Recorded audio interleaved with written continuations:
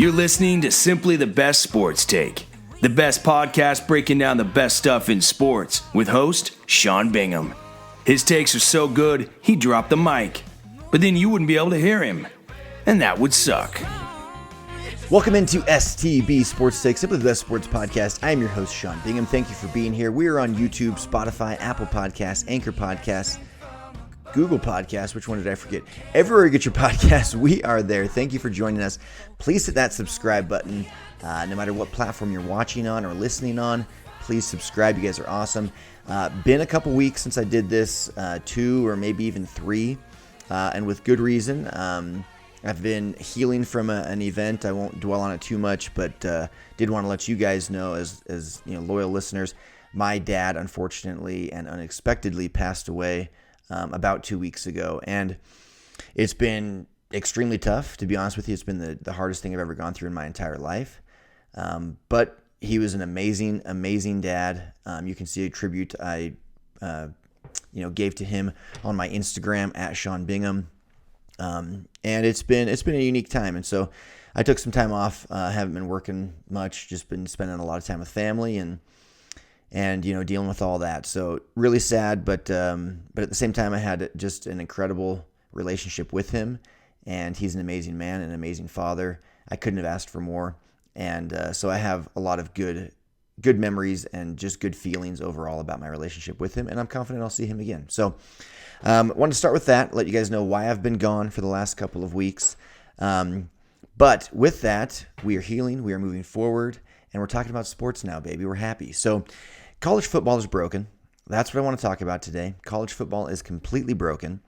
And yesterday we got the final college football playoff committee rankings.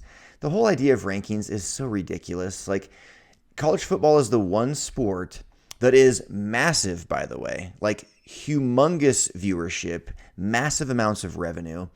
And it's the one sport, especially within that category, where it's like all up to people's opinions on who's the best. Like, we don't even let them decide it on the field. It's just, these guys we've determined are the top 4. Therefore, they will play for the national championship, and the rest of you, tough luck. Even though there's a lot of people or a lot of teams that have similar records, maybe even better records, very weird stuff. It's all left up to the opinion of a bunch of suits sitting in a room, and they have clear agendas. Okay, so let's just start at the top. Alabama is now ranked number 1. They were number 3. They played Georgia, who was number 1 in the SEC championship game, beat them rather handily. Between those two teams, it was Georgia 1, Alabama 3. Michigan was in the middle at number 2. Michigan plays number 13 Iowa in the Big Ten championship game. That's a perennial power conference for decades. In the whole history of college football, the Big Ten is like it, along with the SEC, okay? They play Iowa, who's ranked 13th, in the Big Ten championship game and slaughter them 42-3. And what do they get rewarded with? They get rewarded with nothing. They stay right at number 2. They don't move up to number 1, even though number 1 lost, and lost pretty badly. They stay right at number 2 after beating the 13th ranked team 42-3 to win the Big Ten championship. They don't budge. Instead, they now get rewarded by having to play that former number 1 team, Georgia, in the first round of the playoffs. Gee, how happy are you if you're a Wolverine fan? You now have to play the team that has been number 1 the entire season. This same committee who's determining the rankings, they're basically telling us they were wrong. They've been saying for weeks on end now, Georgia is it. Georgia is the cream of the crop. Georgia is number 1. Michigan now has to play them in the first round. That was their reward for winning the Big Ten championship game 42-3. Okay, and why? Not because the committee actually thinks Alabama is number 1 and Michigan's actually number 2 and Georgia is actually number 3. They just know that those teams all need to be in there, and they don't want to see Georgia and Alabama again because we just saw it. And guess what? We shouldn't see it again. We shouldn't see it again, period. Georgia should not be in the playoffs. They shouldn't. Because we just saw Georgia and Alabama on a neutral field in a high-stakes game. We just watched it. We just saw that movie. We know the outcome. Why would we want to see it again in 3 weeks? or 4 weeks. Why? You should be disqualified. You didn't even win your conference. How can you be the national champion if you're not even the champion of your conference? Based on the current, playoff scenarios, right? The current playoff setup, I should say, structure. The playoffs are set up in a way that just allows for 4 teams.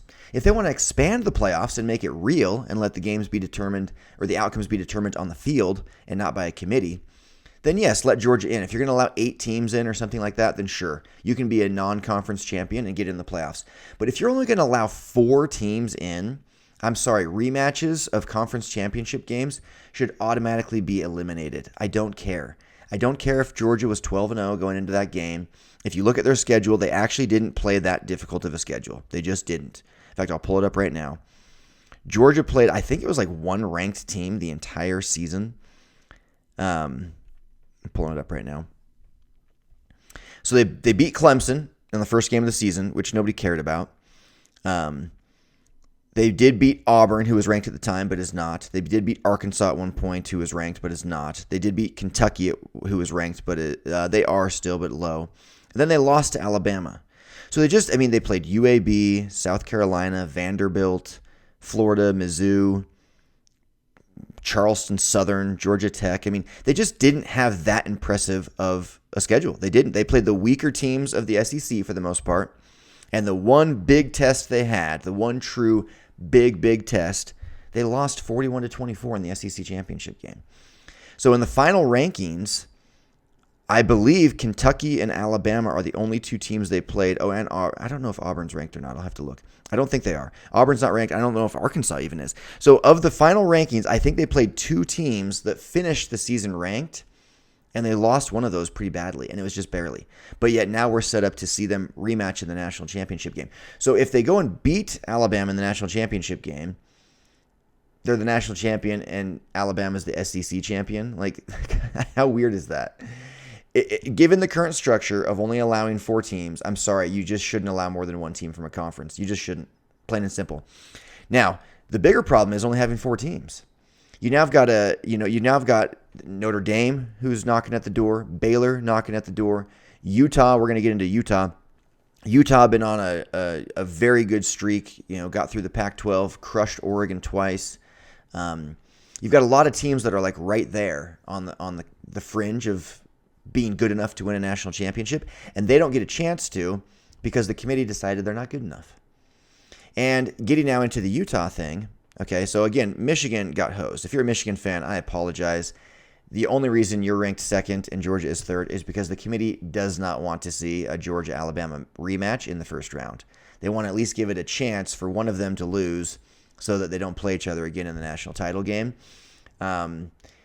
And right now they're both favored, by the way. Georgia and Alabama are both favored pretty heavily. Alabama by 13.5, Georgia by 6.5. And so Cincinnati and Michigan have their work cut out for them. And I get it. The SEC is historically better. I get it. But if you really want to decide it on the field, don't let those teams both back in. They just played each other on a neutral site. You got to win the right to play in the national playoff. And if you just lost your conference championship game, I just don't think you should be allowed to be there unless they want to expand the playoff. Got to pick one or the other. Expand the playoff and let teams like Georgia in, or don't expand the playoff and eliminate teams if they don't win their conference, period. Okay, now with Utah, this is very interesting because Utah has a very similar schedule. This is another reason why, again, the college football system is completely and totally broken. Utah played a very similar schedule to BYU. I looked up strength of schedule on a number of different platforms, and consistently Utah's strength of schedule was somewhere in the 40s, low 40s, like 43rd highest or 43rd most difficult schedule, and BYU was somewhere in like the mid 50s, 56, 57.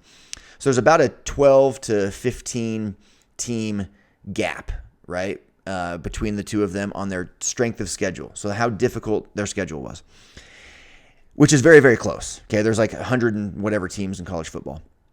So very, very close. And if you take out that second game against Oregon, they're going to be like dead even, okay? BYU didn't get a 13th game. Utah did because they're in a conference. They made the conference championship game. They got to play Oregon twice. So they got another game against a highly ranked opponent, which absolutely is the difference of 43rd to 56th or whatever, depending on which ranking you're looking at, strength of schedule rankings you're looking at.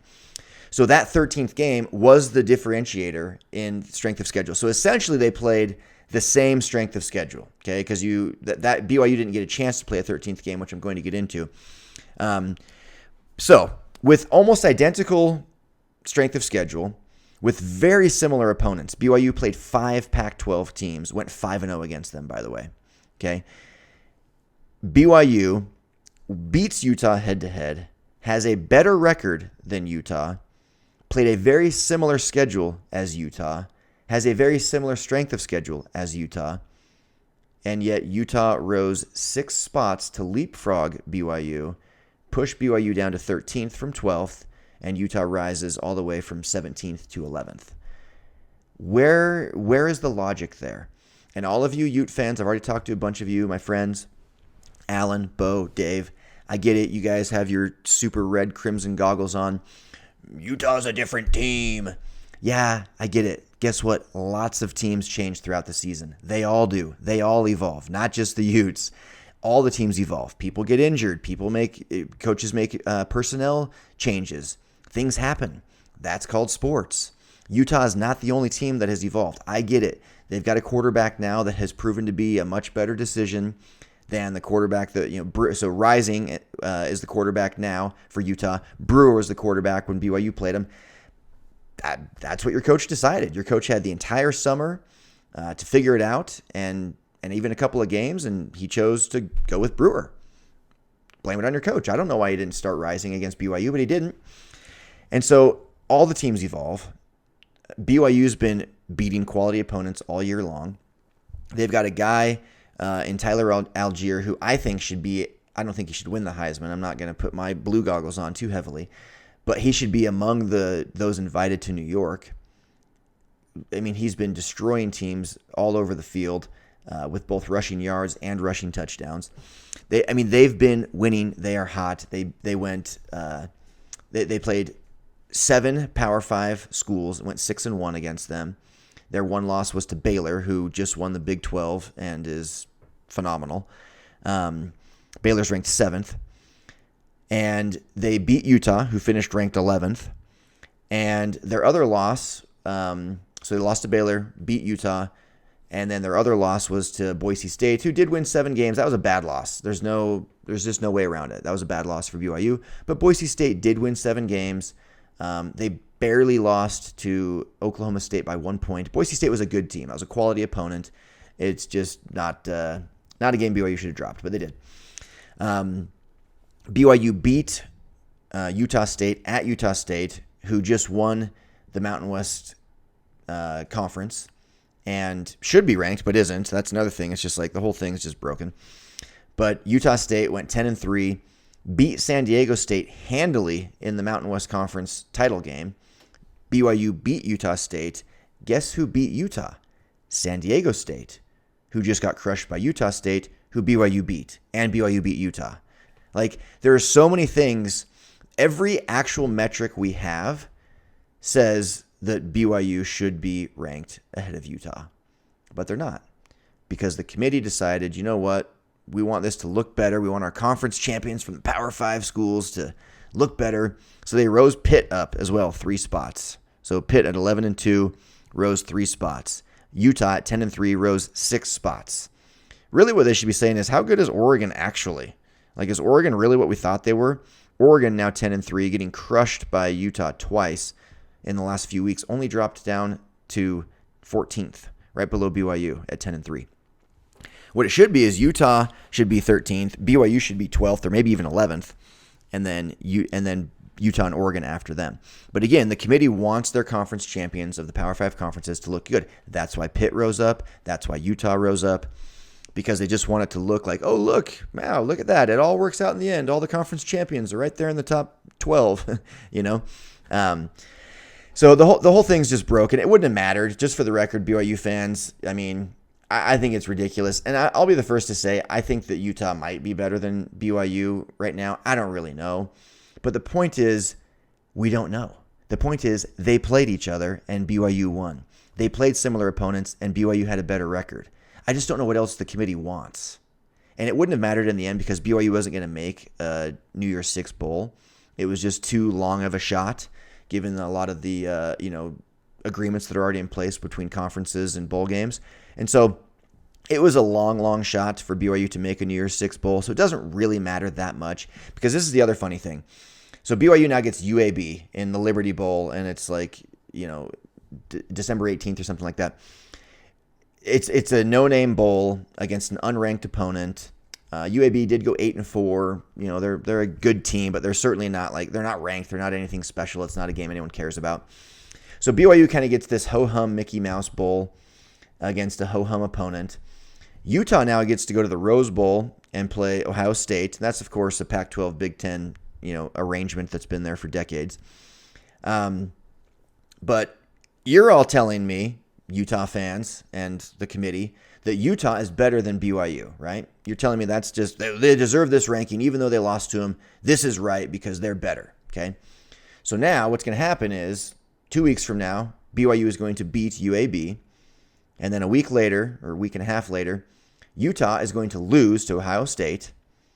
And then the final rankings of the whole season are going to come out. And guess what? BYU is going to be ranked ahead of Utah.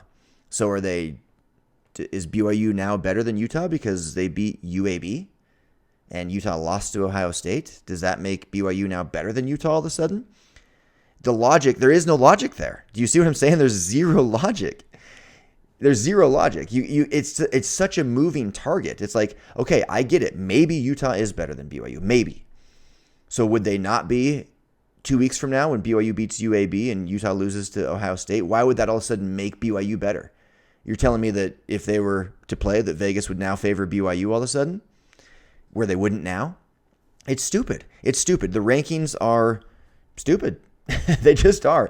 I've said this for years. If you're going to do rankings, let Vegas do it, because there's so much money involved with Vegas and betting that their rankings would be accurate. I mean, you just look at the spreads on these games, and Michigan, right, is ranked ahead of Georgia, but Vegas is saying Georgia's going to win. That's what Vegas says. And Cincinnati's ranked fourth, and they're saying Alabama's going to crush them, which means they probably shouldn't be ranked fourth. And so they just need to pick one direction or the other. Either, hey, it's a true ranking, and we don't really care that much about your schedule because you're playing such different opponents, and so you're not going to have the Houstons and the Cincinnatis ranked as high as they have been. Or you're saying, and you're just going to go by Vegas, right? Or you're saying, you know what, we really got to just give it to the people who have earned it.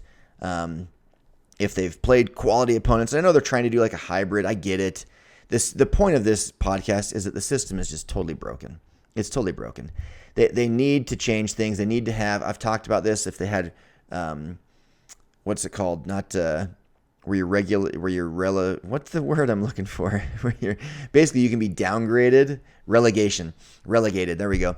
You can be relegated, down a league like they do in a lot of these professional soccer leagues. That's what college football should do. And it should just be like, hey, look, if you can't cut it in your conference, if you're Kentucky had a different year than usual, but historically, let's use Kansas as an example out of the Big 12. Kansas just sucks in football, and they're really good in basketball. College football should just say, hey, look, you're in the Big 12, we get it, but you can't compete in these bowl games or in this league, essentially, and this playoff, which they need to expand, until you prove yourself and kind of come up the ranks from a lower league, right? Because you historically suck, and so you shouldn't get rewarded as being this like powerhouse when you're not, and you haven't been for years and years and years. And then they should give teams like BYU or like San Diego State or Notre Dame or Cincinnati a chance to climb up into the rankings. And they kind of did. I mean, Cincinnati's in the playoffs at 13-0. But at 13-0, they're ranked fourth. They're ranked the last of those teams. And it's probably an accurate ranking, but we just don't know. And the system doesn't allow us to know. That's the problem. The system doesn't allow us to know. I said to my buddies on text, what if there was a committee in the NFL the year that the Patriots went 16-0 and the Giants went 10-6? Because guess who won the Super Bowl that year? the Giants. But a committee would have never allowed the Giants to even be in there. They wouldn't have allowed it. But the NFL is smart. They say, we're not going to, there's no voting here. There's no committee. There's no voting. There's no opinion. We have teams and they play each other and the winner moves on, period. With college football, they're like, well, we want to make a lot of money, so how can we do that best? Let's see. Well, historically, this team's really good, so we're going to default them to be ranked really, really high, and they are innocent until proven guilty, okay? Whereas all these other teams that are not in these big powerhouse conferences that don't make us as much money, they are guilty until proven innocent. You got to just really earn your stripes, right? Then a team like BYU can have a very similar strength of schedule as Utah, play them head-to-head and win, play similar opponents and have a better record, and somehow end up ranked below them. Stupid. Totally stupid. Furthermore, now, there are sanctions and there are rules. The NCAA is like very communist. But they can't, the BYU and Notre Dame, what I was saying yesterday, and I tweeted about this, they should play each other on conference championship weekend. They just should. They should just say, you know what? We're going to have the independent conference championship. Whatever they want to do, like we're going to have our own conference championship. Because imagine if Notre Dame had beaten a 12th ranked 10-2 BYU team yesterday or Saturday. Imagine what that would have done to the committee. They'd just be like, oh crap. Okay, Notre Dame's ranked 5th. They're 11-1. They just got a 12th win against a quality ranked opponent. Do we move them ahead of Cincinnati? Do we drop Georgia all the way out? What do we do? Would have been very, very interesting if BYU and Notre Dame played each other because neither one of them had anything to lose by playing that game. BYU was on the fringe of a New Year's Six bowl, and a win against Notre Dame would have pushed them over the top and gotten them in. Period. Hands down. No questions asked. If BYU and Notre Dame played and BYU won, BYU would be in a New Year's Six game. No questions asked. So they were right on the fringe, but they knew they were like on the outside looking in. Notre Dame, the same exact thing, but with the playoffs. They knew they were on the outside looking in. They're right on the fringe of the playoffs. What can we do to push us over the top? Well, go play a ranked opponent and see if you can get over the top into the playoffs. They have nothing to lose, everything to gain. I think they should look into that. Fight the NCAA on it if they're not going to allow them to play a 13th game. Fight that. That's stupid. And, I was talking to my buddy Dave, who's a loyal listener, and he's saying, well, they got to earn the right to play in a conference championship game. Well, they don't have a conference. And I get it. They chose that. But the conference system is so broken, and it's easy to say when your team got taken into the Pac-12 that, you got to earn it. But, what about these teams that feel like they belong in a Power 5 conference, but nobody's taking them? I mean, are you telling me that, I know Cincinnati and BYU just got into one, and it starts in a season, 2 seasons. But, for years, they haven't been let in, while Kansas is in. That's fair. I mean, Boise State has busted the BCS twice. I know the BCS doesn't exist anymore, but they busted it twice. Or they just busted it once. I can't remember. I know Utah busted it twice. But Boise State's historically, Boise State did bust it twice. Boise State's very, very good. And they have been for years. But nobody's inviting them into a big conference because there's just not enough money. It's not about talent. It's not about actual wins. It's about money. It's about history. It's about freaking old timers. It's so boomer. It is. It's just okay, boomer. That's how I feel about the college football entire system. Okay, boomer. They're just freaking, they love these bowl games that are completely meaningless. Even the freaking playoffs, they don't start for 4 weeks. Show me a sport where you play an entire season and then the playoffs start a month later. No, they start a few days later. Professional baseball, professional football, professional basketball, college basketball, all of them. Boom, boom, boom. We keep playing. We're playing. We're in the season. We're going. We're moving. There's momentum. There's injuries. There's all these things. But in college football, they're like, well, this is really about money. It's not about competition. And the ratings are really good on New Year's Day because people are sitting around doing nothing. So we're going to play the games then. And that's fine. Play the games then. I don't really care. Why not add an extra game in and have it be a 2-week gap between, because 2-week gap in football is very normal. Teams have bye weeks, things like that. So it's normal to have a 2-week gap between games in football. And I actually appreciate that. They do that for the Super Bowl because they want players to heal up. They want coaches to be able to have a chance to game plan. They also have a lot more media surrounding them, so they got to deal with that. So I'm down for a 2-week gap. But a month gap, it's like, okay, congratulations. On December 1st, you won your conference championship. And now on January 1st, you'll play your next game. It's like, huh? That's stupid. So there's so many things that are just broken about college football. So many things that just don't make any sense. And it just solidifies why I personally love why I do love college sports, but why I love professional sports so much more. The games are decided on the field.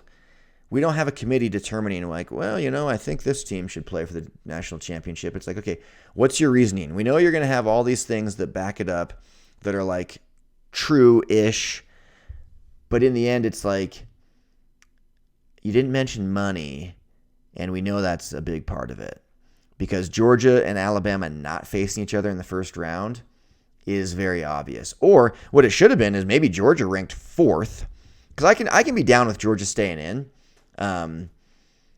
based on a ranking system. I do think that if they have a conference championship game and they lose, they should be out, period. But I can be down with Georgia being in. Given the system, it's like, okay, fine, I'll give you that. They're really good. They've only got 1 loss. They've been good all year. But why not drop them to 4th? Why not reward Cincinnati? Cincinnati played a ranked team and beat them good.